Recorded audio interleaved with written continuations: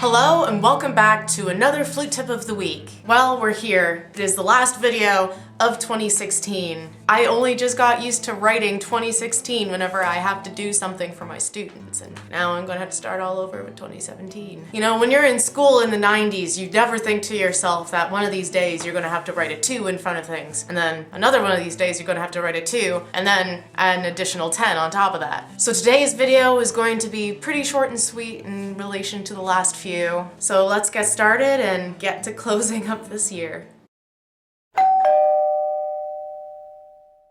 Don't fall into the habit that everything you play should be difficult.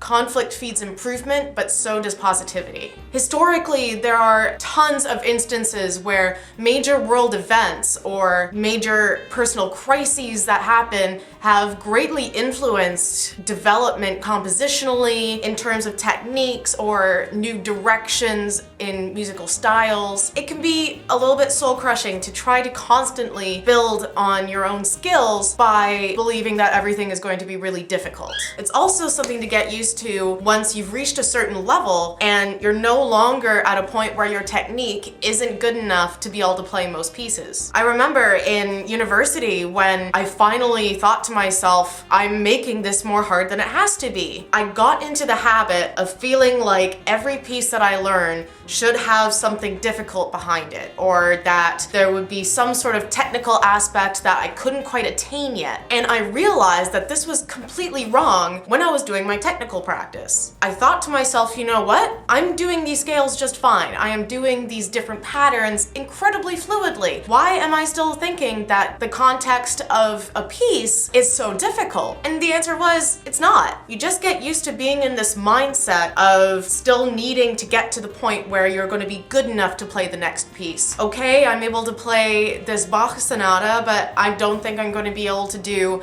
this concerto now. Or when you're looking back at pieces that you tried out when you were younger and not quite at the level that you are now, and you play them as if you were at that same level. Like remembering the first time you ever played the Mozart Concerto in G, and then waiting about 5 years through all these different changes you've gone through, personally, physically, and of course, flutistically. But you still approach it in the same way that you did when you tried it the very first time. And it can be really difficult to break out of that feeling. So on top of getting your technique really well controlled, your sound with lots of varying colors, sometimes you've just got to get out of your head and think to yourself, you know what? I am making this really difficult. It's like trying to make a math equation that will result in 4. And instead of doing huge multiplication, division, subtraction, just do 2 plus 2. It's a lot simpler, keeps your mind at ease, and you get to the point and you already have it done. It really is just a habit you get into. And like any other bad habit where you have to practice stopping raising your fingers so high, it's something that will be uncomfortable at first to try to break. So when you're about to approach a piece, as soon as you feel yourself about to say mentally, this is going to be difficult, have a different voice in your head looking at that and saying, no,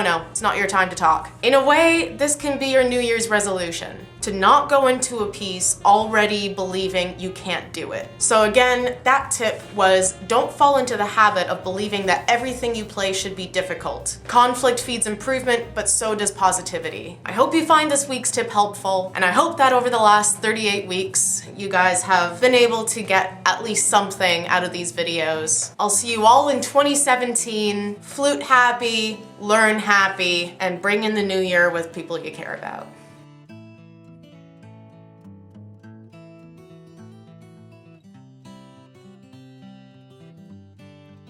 There's one pet in my house I haven't yet had the chance to introduce you to, and that is our cockatiel Gumby.